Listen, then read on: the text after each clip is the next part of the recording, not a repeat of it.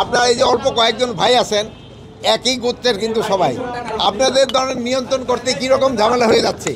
এরকম পুরা দেশের 18 কোটি মানুষকে নিয়ন্ত্রণ করা যে আইন শৃঙ্খলাতে কত ধরনের কষ্ট, এটা আপনাকে দিয়ে আপনারা কিন্তু প্রমাণ করেন। এই জন্য আপনারা অনুরোধ করব, মানে আপনারা যে কষ্ট করে আসছেন, এবং এই জন্য আমি আপনাদের অনেক ধন্যবাদ দেই। আপনারা সবসময় খুব ভালো সংবাদ পরিবেশন করেন, এই জন্য আমি আপনাদের ধন্যবাদ দিই। আমি আপনাদের এবং আপনাদের পরিবারের সবাইকে আমার ঈদের শুভেচ্ছা। আমার কাছে আমার প্রত্যাশা এই পর্যন্ত পূরণ হয়েছে, এই জন্য আমি এরকম কোনো বড় ধরনের কোনো রিপোর্ট আমি পাই নাই।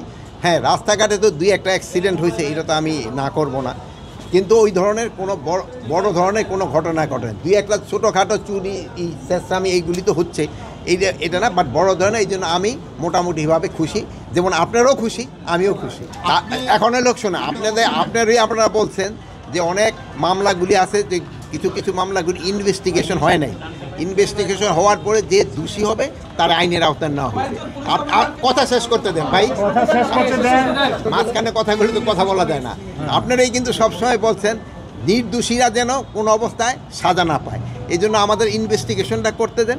যদি ইনভেস্টিগেশন করার পর যেই দোষী হোক না কেন, কাউরেই আইনের বাইরে থাকা হবে না, তারা আমরা অবশ্যই আইনের আওতায় নিয়ে আসবো। এটা তো আপনারই আমাকে রিকোয়েস্ট করছেন, আপনারই বলেন নাই ভাই, হাসতেছেন তো, বলেন আপনারই বলছেন, আপনার কথাই তো আমি রাখতেছি, যে তারা ওইভাবে প্রমাণিত না হলে তারা আমি কেন একটা নির্দোষ লোকের কেন তো আমি সাজা দেবো, কিন্তু একটা নির্দোষ লোকের আমি কেন সাজা দেবো?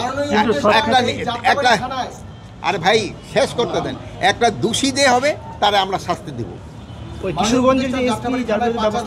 এখন এদের ক্ষেত্রে একটা কিশোরগঞ্জে এদের ক্ষেত্রে ধরেন একটা উপদেষ্টাদের একটা 3 জনের একটা কমিটি হয়েছে, ওনাদের একটা রিকমেন্ডেশন দিছে, ওই রিকমেন্ডেশনটা পাওয়ার পরে ওনাদের যদি দোষী হয় ওনাদের ব্যবস্থা নেওয়া হবে, যদি দোষী না হয় ওনাদের আবার যার জায়গায় ফেরত আসবে।